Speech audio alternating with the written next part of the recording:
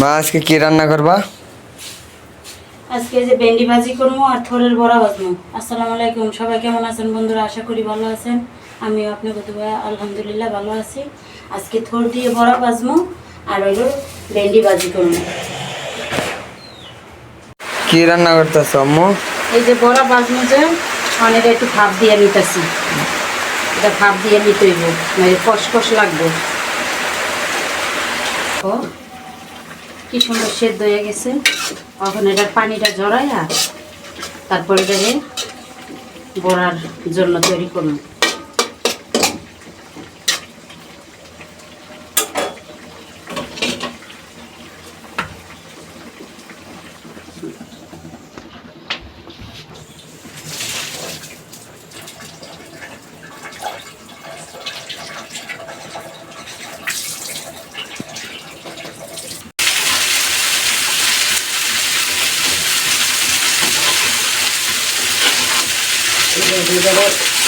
দেখে নিতে হইব।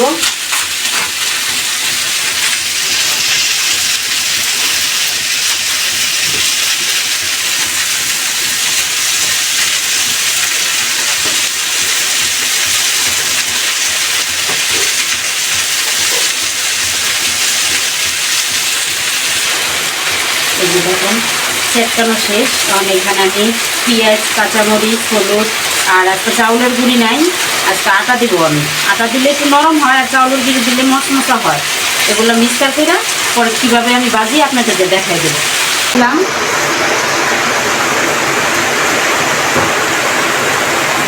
পেঁয়াজ কুচি,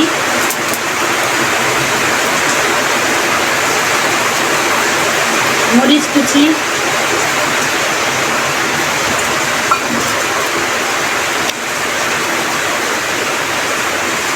হলুদ,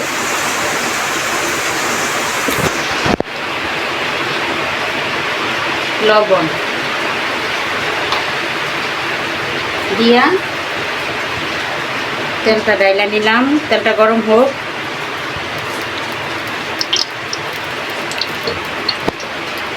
এখন এটা এইভাবে মাখায় নিলাম।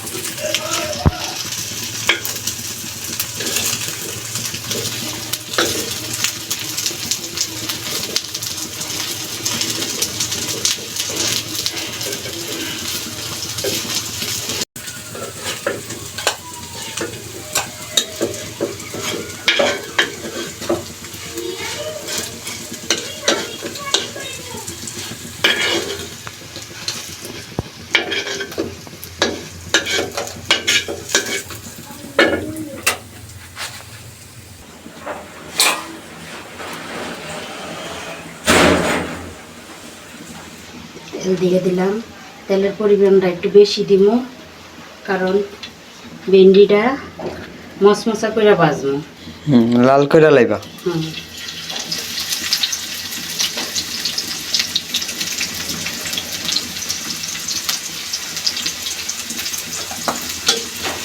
আর অবশ্যই একটু তেল তেলা কড়াইতে দিতে হইব, নইলে আপনি ভেন্ডিটা মশমশা হবে না।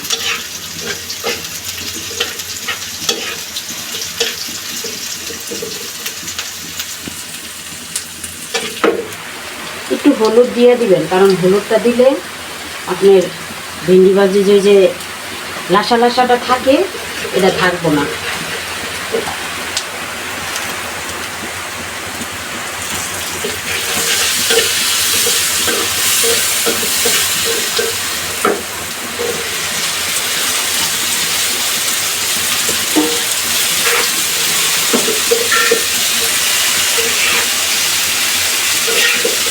যদি জালটা একটু কমাই দেই তাহলে এটা লাসা লাসা হয়ে যাইব, আর জালটা যদি একটু বাড়ন্ত থাকে তাহলে এটা মনে করেন লাসা লাসাটা কাইটা যাইব।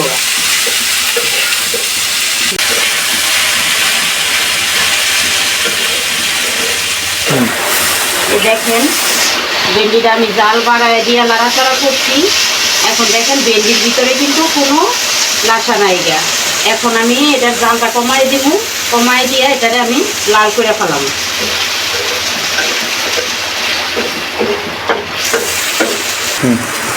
দেখেন আমার ঢেঁড়স ভাজিটা লাল লাল হয়েছে, এখন এটা খাইতে ভালো লাগবে। আপনারা বাসায় এরকম করে খাই দেখবেন, অবশ্যই ভালো লাগবে।